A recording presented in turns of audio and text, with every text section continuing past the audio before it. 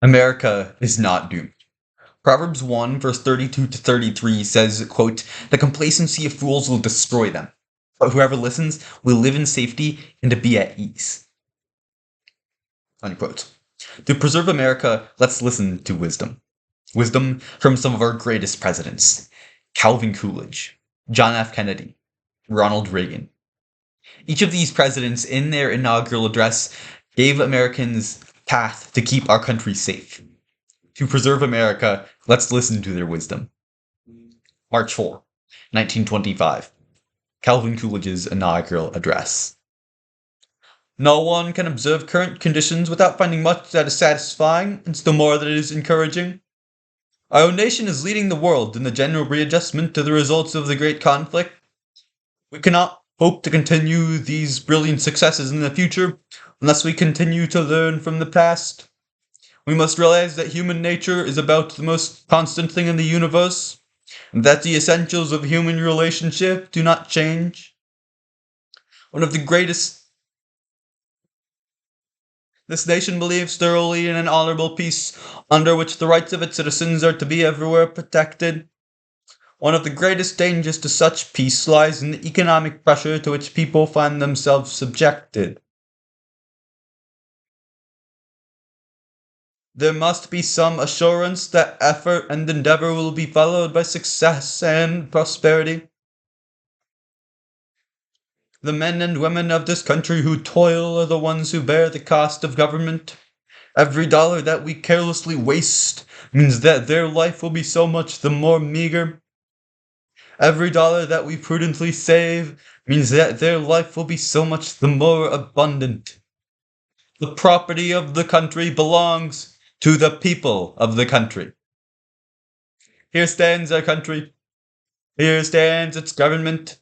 And here it will continue to stand, seeking peace and prosperity, promoting enterprise, encouraging education, desiring the advancement of religion, and supporting the cause of justice. America seeks no earthly empire built on blood and force. She cherishes no purpose save to merit the favor of Almighty God. After that address, Calvin Coolidge took action. Economist Thomas Sowell praises the policies Coolidge laid out, writing, quote, "The 1920s were a decade of unprecedented prosperity." Unquote. Calvin Coolidge led the nation from the destruction of World War I to the prosperity of the 1920s.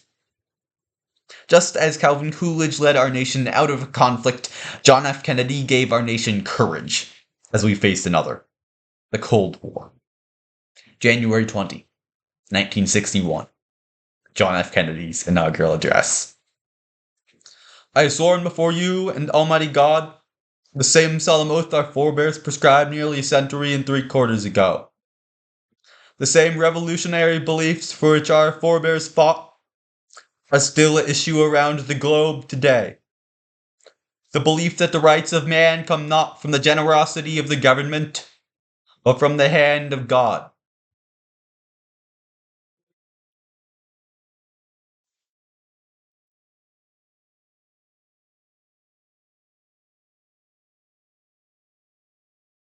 To those new states whom we welcome to the ranks of the free, we shall not always expect to find them supporting our own view, but we shall always hope to find them strongly supporting their own freedom. To those people in the huts and villages of half the globe, struggling to break the bonds of mass misery, we pledge our best efforts to help them help themselves.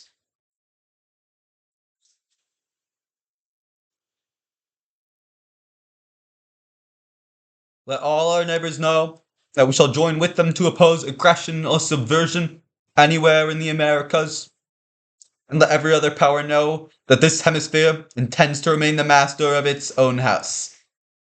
We dare not tempt them with weakness, for only when our arms are sufficient beyond doubt can we be certain beyond doubt that they will never be employed. So let us begin anew, remembering on both sides that civility is not a sign of weakness, and sincerity is always subject to proof. Let us never negotiate out of fear, but let us never fear to negotiate. And so, my fellow Americans, ask not what your country can do for you, ask what you can do for your country. With a sure conscience, with a clear conscience, our only sure reward, with history, the final judge of our deeds, let us go forth to lead the land we love, asking his blessing and his help, but knowing that here on earth, God's work must truly be our own. John F. Kennedy followed through. He stared down the USSR. He protected Americans and our rights. And he told Americans that it is our duty to protect the government. To save our country, not the governments. Ronald Reagan said the same.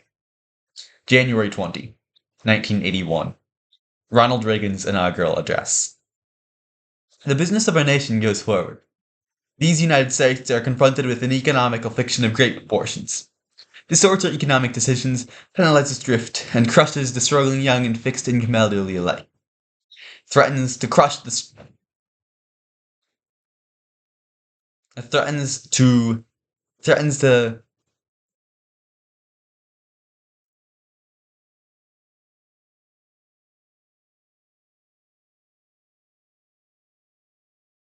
shatter the lives of millions of our people. In the present crisis, government is not the solution to our problem. Government is the problem. From time to time, we've been tempted to believe that government by an elite group is superior to government for, by, and of the people.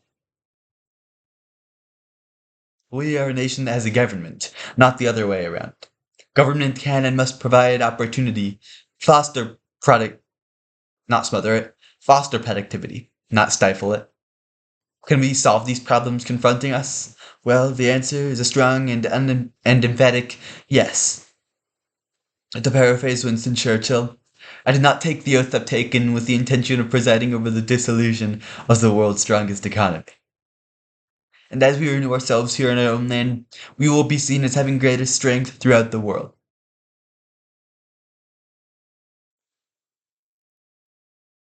We will again be a beacon of hope and exemplar. We will again be the exemplar of freedom and a beacon of hope for those who do not now have freedom. To our historic allies, we assure them of our support and firm commitment. As for the enemies of freedom, those who are our potential adversaries, they will be reminded that peace is the highest aspiration of the American people.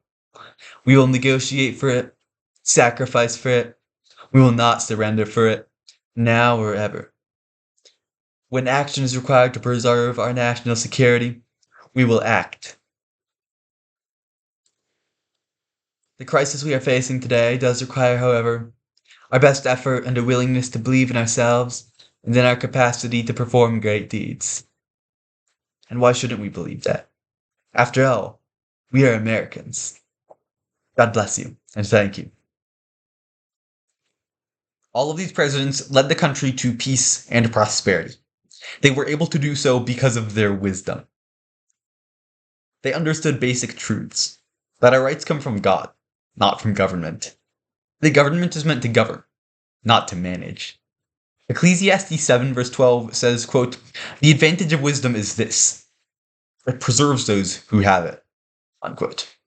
To preserve our country, let's listen to the wisdom of these three presidents. America isn't doomed if we listen to their wisdom.